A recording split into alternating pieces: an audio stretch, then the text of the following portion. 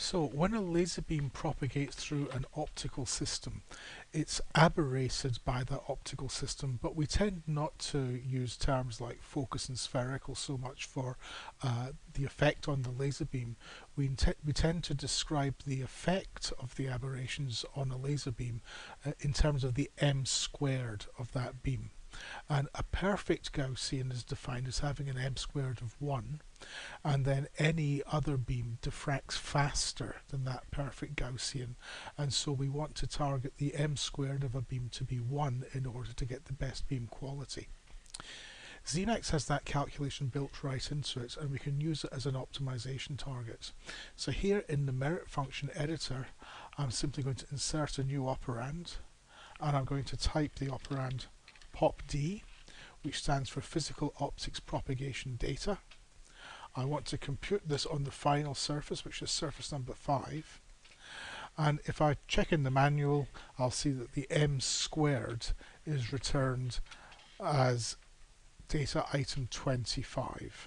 So if I just update the merit function, you'll see that the m squared of this beam has got a value of 1.013, which is not at all bad, but it's equally not great, and we really want to target it to be exactly 1, and I'll probably give it a weight of about 5 because the Gaussian beam size isn't going to change significantly.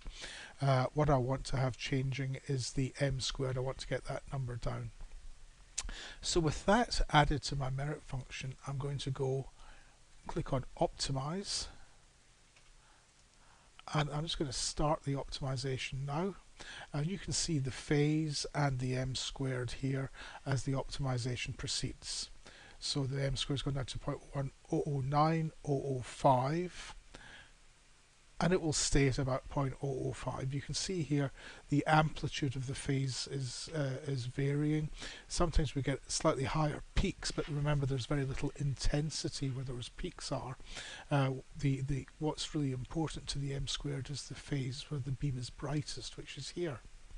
So let me just stop that, and you can see now that we've got an m squared value of 1.004 for this singlet lens, and that's a decent improvement simply for optimizing for a few more seconds to drive the m squared of the output beam as low as possible.